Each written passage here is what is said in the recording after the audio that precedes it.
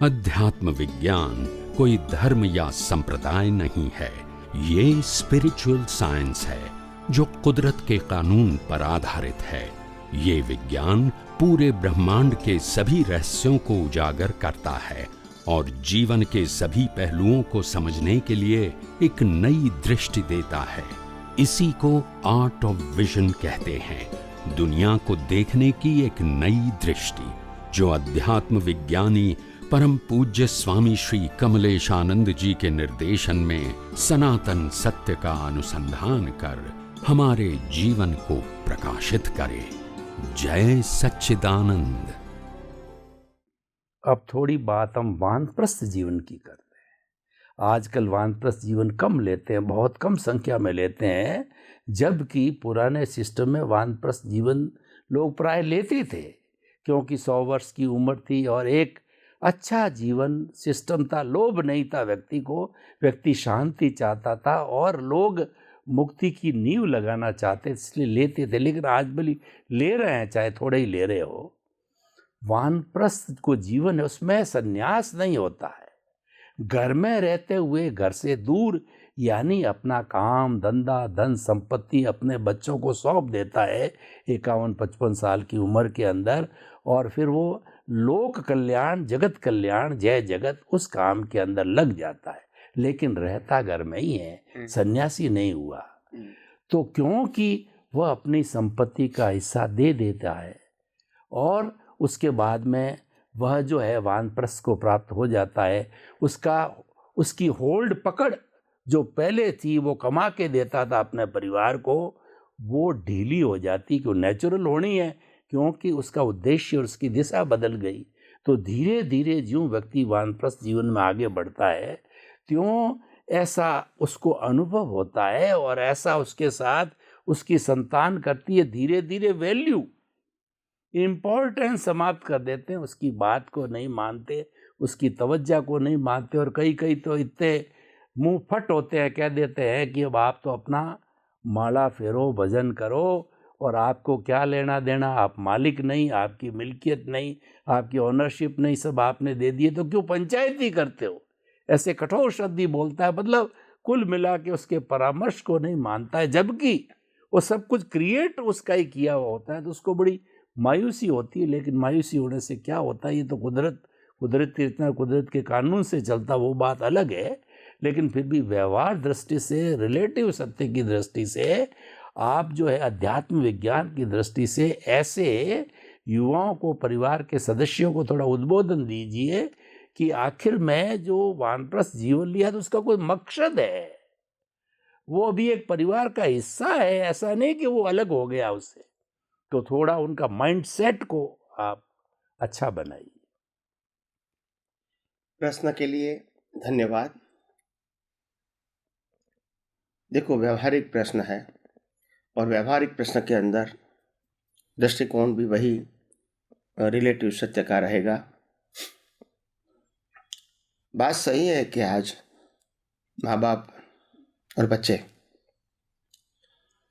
जो व्यवहार में, जब बच्चे पैदा होते हैं तो माँ बाप का जो अतिरेक होता है बच्चे के प्रति, ये ठीक नहीं है। अति ज़्यादा लालन पालन, अति ज़्यादा सुख सुविधा, अपने आप को निचोड़ के बच्चे के लिए सब कुछ करना, यह एबव नॉर्मल हो गया। एबव नॉर्मल होना चाहिए। हमको मालूम है आज से 50 साल पहले, 60 साल पहले, 17 साल पहले हम जिस तरह पैदा हुए और बड़े हुए, वो कहानी हम सबको मालूम है। जिस प्रकार से हमारे माँ बाप हमको 4, 5, 6, 7 बच्चे को रखते थे, वो हमको मालूम है। इतना लालन पालन, इतना अटेंशन, इतने चीज़ें देना, वस्तुएं देना, सभी इच्छाएं पूरी करना, वो था ही नहीं।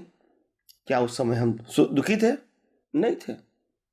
तो माँ बाप की भी एक प्रकार की कमजोरी है कि बच्चे को ज़्यादा लालन पालन मत करें। सुविधा दे, वो अच्छी बात है, मगर लालन पालन इतना उनको ट्रेन होने दे। प्रैक्टिकल जीवन में जो कहे वो देते जाएंगे, जो कहेंगे वो देते जाएंगे, फिर क्या होगा? हर इच्छा को पूरी करना वो तो रामकृष्ण महावीर के लिए भी संभव नहीं था, हम सबको मालूम है।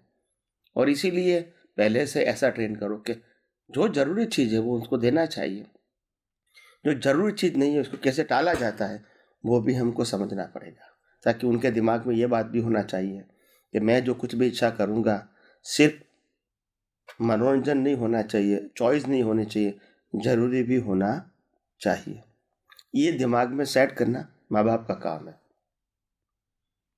फिर जैसे जैसे बच्चे को पढ़ाते हैं, बच्चे जॉब में लग जाता है, फिर वो शादी करवाते हैं, बहू आती है, उनके बच्चे आते हैं, हमारी भी उम्र बढ़ती है, तो हम सब माँ बाप लागने के बस कि भी मेरा तो एक ही बच्चा है, 2 ही बच्चा है, तो मैं सभी मिलकर बांट दूं और भगवान का नाम लेता रहूँगा तो मेरे लिए भी अच्छा हो जाएगा, उनके लिए भी कोई झगड़ा नहीं रहेगा। ये जो करते हैं ये बहुत गलत करते हैं। बात हकीकत है कि आपकी मिलकत आपके बच्चे पर पास ही जाएंगी, उसमें कोई दो राय नहीं है। ये हमारा सोशल ट्रेडिशन है, सामाजिक व्यवस्था है, उसमें मना नहीं करता हूँ, मगर जीते जी देने से क्या फायदा बताइए मेरे को। जब भी बच्चे को तकलीफ आएगी, आपके पास पैसा है, आपके पास आता है, उनको दो, हेल्प करो। इनको मालूम होना चाहिए कि आज भी माँ बाप की हेल्प के बिना मैं नहीं जी सकता। अगर आपने संपत्ति दे दिया तो समझते बस ये तो मेरी हो गई, अभी मेरी हो गई तो मैं मानता हूँ कि संपत्ति से मैं जी सकता हूँ, पगार भी आता है, ब्याज भी आता है, मैं थोड़ा बिजनेस भी कर लेता हूँ, इसमें से कमा लेता हूँ, माँ बाप की क्या जरूरत है। यानी आपने आपकी वैल्यू खुद खत्म कर दिया, इनको बड़ा बना के। वो बड़ा बन गया, फिर आपको तो, आप तो छोटा ही थे, छोटे अपने आप हो गए उनकी नजर से, क्योंकि अभी आपके पास कोई मिलकत नहीं है देने के लिए, अभी आपके पास कोई सूझबूझ नहीं है काम करने के लिए, और उनको आपकी सलाह की जरूरत नहीं जो आपके पास है अनुभव। तो आप समझो फिजिकली काम कर नहीं सकते हैं, इकोनॉमिकली आपके पास पैसा नहीं है, आपके पास बौद्धिक ज्ञान है वो उसको जरूरत नहीं है, आपकी वैल्यू क्या रहेगी बताइए मेरे को। Use your common sense. तो कहने का मतलब बच्चे को देना है तो दे दो। कैसे दो? कागज में। मेरे मरने के बाद, मेरी माता माँ बाप को मरने के बाद ये मिलकत इस प्रकार से आपको बांटी जाएगी, बट नॉट बिफोर। वहां तक मालिकी हमारी ही रहेगी। तो जो वानप्रस्थम वाले हैं उसको इस प्रकार का फिजिकली देना नहीं चाहिए। अगर इसको चाहिए सिर्फ कागज का टुकड़ा, क्या मिलेगा कि मेरे और मेरी पत्नी को गुजरने के बाद ये मिलकर तो इस प्रकार से बांटी जाएगी। वो टुकड़ा लेना है तो ले सकते हैं कभी भी, मगर मिलकत फिजिकल फॉर्म में, मालिकी के फॉर्म में हमारी हाजिरी में नहीं दिया जाएगा। और आज भी आपको तकलीफ होगी, मेरे पास आओगे तो मेरे से जो कुछ हो सकता है मर्यादा में रह के मैं करूँगा, मगर आपको इतना तो एहसास होना चाहिए आज भी माँ बाप की जरूरत मेरे को है। दे दिया तो जरूरत ही नहीं है, और सब कुछ दे दिया तो मालूम है उनके पास है भी नहीं कुछ, जाने से फायदा भी क्या है। उनकी पत्नी भी कहेगी क्यों जाते हो बार बार, क्यों जाएंगे, आखिर क्या है उनके पास, क्या लेना है। तो मेरा कहने का मतलब सोच बदल जाती है, ऐसा नहीं होना चाहिए। अगर बच्चा कहता है कि पिताजी मेरे को 25 लाख चाहिए बिजनेस के लिए और आपके पास है तो मेरे को दे दो, तो मिलकत के हिस्से में से मत दो, आपको उनके पास लोन ले देना है, या तो पार्टनर बनना है जिसमें आपकी सिग्नेचर होगी एक भी चेक पास करने के लिए। मतलब उसको मालूम होना चाहिए कि ये मनी का बिजनेस करते हैं वो because of my money, not your money. इसमें से आपको हिस्सा मिलेगा। अब मैं हिस्सा नहीं लूंगा, आपको हिस्सा दूंगा, मिलकत मेरी है, कैपिटल मेरी है, मेहनत आपकी है, हिस्सा दूंगा। तो कहने का मतलब ये है कि अगर आप कंट्रोल छोड़ दोगे फिर कहूंगे मैं दुखी हो गया, तो फिर क्या करेंगे। इसमें बच्चे के ऊपर विश्वास अविश्वास की बात नहीं है, मगर आप अपना हथियार क्यों छोड़ देते हैं। मरने के बाद तो देना ही है, वो सुनिश्चित है, उसमें कोई क्वेश्चन मार्क नहीं है। बच्चा भी कहेगा कि भाई मरने के बाद तो मिलने वाला है, आज मेरे को दे दे तो अच्छी बात है, मैं उसको काम में लगाना चाहता हूं, तो फिर हमको देना चाहिए, मगर कैसे? पार्टनर या लोन, और वो भी ऑफिशियल। जैसे एक दूसरे व्यक्ति को हम लोन देते हैं, उसी प्रकार से ऑफिशियल पेपर, उसमें जो भी कंडीशन चाहिए वापिस लेने के लिए, वो सब कुछ कंडीशन होनी चाहिए। No soft letter. जैसे बैंक वाला आपको देता है, कैसे देता है, इस प्रकार का ही पेपर चाहिए, टर्म्स एंड कंडीशन। तो बात ऐसी होनी चाहिए कि उनको मालूम होना चाहिए। जब मैनेजर के पास जाएगा तो विनती करेगा कि मेरे को पैसा दो, पैसा दो, 10 लाख दो, 15 लाख दो। जो भी कहेगा वो मानेगा, जो भी कहेगा वो पेपर देगा, और कहेगा कि ये तो उनकी बहुत बड़ी इज्जत है कि हमको ये लोन पास करवा दिया, फिर भी उनको पैसा देने का। और आपने बिना कुछ प्रोसीजर किए पैसा दिया, कोई वैल्यू नहीं। तो आप समझो कि where is the mistake of your procedure, mistake of your understanding. ये बात आज नहीं तो कल समझनी पड़ेगी। ये प्रोसीजर की बात है, अंडरस्टैंडिंग की बात है, लेने देने की बात नहीं है। वो सेकेंडरी मैटर है। बैंक वाला भी देता है, आप भी देता है, बैंक वाला नहीं फंसता है, आप फंसते हैं। वाई? बैंक वाला की इज्जत करता है, ब्याज देता है, आपकी इज्जत नहीं करता है। वाई? समझना नहीं पड़ेगा कि मिस्टेक प्रोसीजर की है। तो कहने का मतलब यह है कि हमको अपने आप के लिए जागना चाहिए, जागृत होना चाहिए। हम किसी का बुरा नहीं चाहते हैं, बुरा करना भी नहीं चाहते। सब लोग अपना भविष्य लेकर ही आए हैं, और इसीलिए, और ख़ास करके परिवार की बात होती है तो एक दूसरों को हेल्प करना हमारी फ़र्ज भी होती है। उसके लिए मैं मना नहीं करता हूँ, मगर फ़र्ज देने की जो प्रोसीजर है वो ऐसी होनी चाहिए कि उनको भी मालूम होना चाहिए कि मेरे को बार बार आज भी माँ बाप की ज़रूरत होती है। ऐसा एहसास नहीं कराओगे, फिर आप कहोगे कि हमारी वैल्यू कम हो गई है, हमको मानता नहीं है, हमारी बात को सुनता नहीं है, हमारे में इंटरेस्ट नहीं है। वो उनकी गलती नहीं, आपकी गलती है। यू आर मैच्योर, आप उनसे बड़े हो, आप उनके बाप हो, वो आपके बाप नहीं है। गलती आपकी कही जाएंगी। ओवर कॉन्फिडेंस, और ज्यादा प्रेम कर दिया आपने, बस फिर दुखी होने का। तो आइए हम सब ऐसी सामाजिक बातों को भी अपने भविष्य के लिए और परिवार के भविष्य के लिए और सबकी अच्छाइयों के लिए यथार्थ रूप में समझने की कोशिश करें, और व्यवहार भी हमारा उत्तम आदर्श बनाए, ताकि हम भी सुखी रहें, परिवार भी सुखी रहे, और हम सब सुखी होकर आगे बढ़ें, और हमारा जीवन का एग्जाम्पल हजारों लोगों के काम में आए। यही मेरी आपको सद्भावना है। अब थोड़ा वरिष्ठ नागरिक की बात करते हैं। वरिष्ठ नागरिक अनुभव का खजाना होता है, और वरिष्ठ नागरिक के जो सफ़ेद बाल आते हैं वो अनुभव में घिसते घिसते, जैसे कि नदी के साथ में जो पत्थर घिसते घिसते गोल होता है, जो व्यक्ति वो गोल होने पे अनुभव का खजाना होकर के सफ़ेद बाल आते हैं, ऐसा कहा जाता है।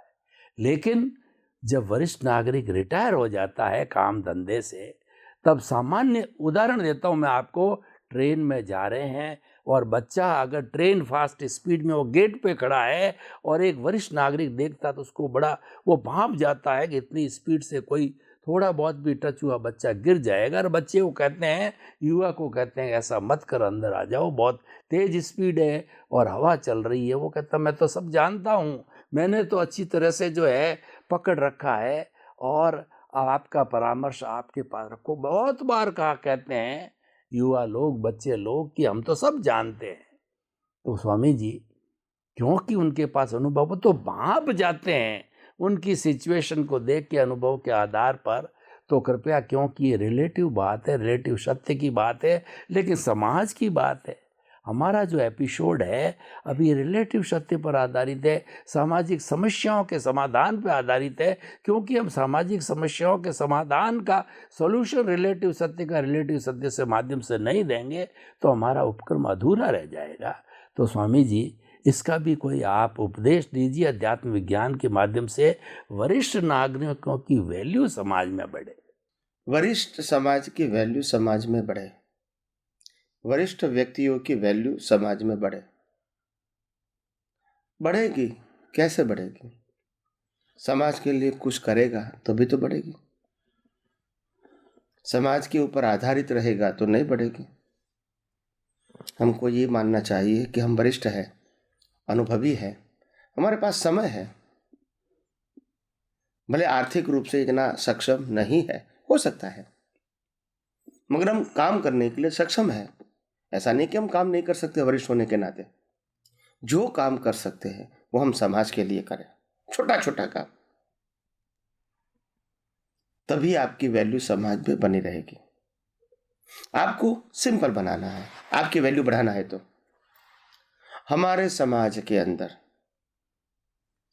जो हमारा समाज है, जैसे 10,000 फैमिली का समाज है एग्जाम्पल, तो हमको समाज में जाके सेवा करना है। कैसे करेंगे?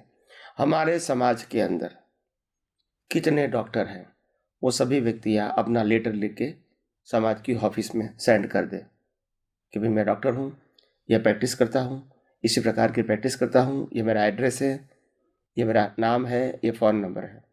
ऐसा कलेक्शन करो। चार्टर्ड अकाउंटेंट कितने हैं, कलेक्शन करो। लॉयर कितने हैं, कलेक्शन करो। गवर्नमेंट अलग अलग डिपार्टमेंट में कौन कौन है, कलेक्शन करो। पॉलिटिकल पावरफुल व्यक्ति कौन है, कलेक्शन करो। धार्मिक व्यक्ति कौन कौन है, जिसके पास अलग अलग प्रकार का धार्मिक ज्ञान है, कलेक्शन करो। पब्लिक स्पीकर, सामाजिक बातों में बताने वाला कौन कौन है, कलेक्शन करो। उनकी डायरी बनाओ, फिर समाज के लिए उसका उपयोग करो। कि आखिर आप समाज के मेंबर से सभी समाज के मेंबर्स को कार्ड दे दो, family card, common card of family, जिसमें एक कार्ड होता है, पीछे मेंबर्स का नाम होता है। और फिर बाद में जो भी हमारे लोग हैं, अलग अलग फील्ड के प्रोफेशनल लोग हैं, इनको कहो कि ये हमारे मेंबर्स को please try to help with minimum cost economically, या तो डिस्काउंट रेट पे आप बिजनेस करते हैं तो देना चाहते दे सकते हैं, with help of this card. अभी आपने कुछ किया नहीं है, आपने सेवा दिया समाज को, मगर ये सेवा के अंदर जो जो लोगों को लाभ होगा वो आपको जिंदगी भर तक नहीं भूलेंगे। मगर आपने तो 1 रुपया नहीं दिया है, मगर सेवा तो किया ना। ये छोटा काम नहीं है। आप समाज के हिस्सेदार हैं, आपने इंफॉर्मेशन सबको दे दिया, गाइड बना के समाज के हर फैमिली को बांट दिया, कॉस्ट रखी 10 रुपया, 20 रुपया, 25 रुपया, 50 रुपया, सबने ले लिया। और बताया भी करा कि आप आई कार्ड लेके जाओ, फैमिली कार्ड, और जहां भी जाओगे आपको हेल्प होगी। जब तक हमारा समाज के ही व्यक्ति है तो जिस प्रकार की हेल्प चाहिए वहां चले जाओ, तो आपको विश्वास रहेगा कि मेरे समाज की व्यक्ति है, उनको भी रहेगा कि मेरे समाज की व्यक्ति है। आपका काम होगा, उनको नाम होगा। तो एक छोटी व्यक्ति ने कितना काम कर दिया। ऐसा काम करोगे तो समाज में आपकी वैल्यू रहेगी। ऐसे नहीं रहती है, वैल्यू करने से वैल्यू नहीं होती है, काम करने से वैल्यू बढ़ती है। हमारे समाज में 25,000 फैमिलीज है। हमको मालूम है कि हमारे समाज में बहुत लोग गरीब भी है, बहुत लोगों को शादी करने का पैसा नहीं है, बहुत से लोगों को मेडिकल हेल्प चाहिए, पैसा नहीं है, बहुत से बच्चे को एजुकेशन के पैसा नहीं है, बहुत से विधवाओं को अनाज नहीं है। ये सब मालूम है हमको, हर समाज में होता है। मगर हम जब सर्वे करेंगे, छोटा काम सर्वे करेंगे, इसका रिपोर्ट लाएंगे, फिर समाज के सामने रखेंगे कि ऐसे हमारे समाज में ये 100 विधवा है और वो गरीब है, 100 में से 75 गरीब है, 25 अच्छे परिवार में रहती है, मगर 75 गरीब है, उनके लिए क्या करेंगे। तो समाज डिसीजन ले सकता है कि हर व्यक्ति को हम हर साल 5,000 रुपया का अनाज देंगे। तो ये कर सकते हैं, बात बड़ी नहीं है, अमाउंट भी बड़ी नहीं है, मगर सेवा, आपकी सेवा की वैल्यू, जो भी लोगों के पास पैसा जाएगा वो आपको याद करेगा कि उनकी सेवा की बदौलत आज हमको पैसा मिला।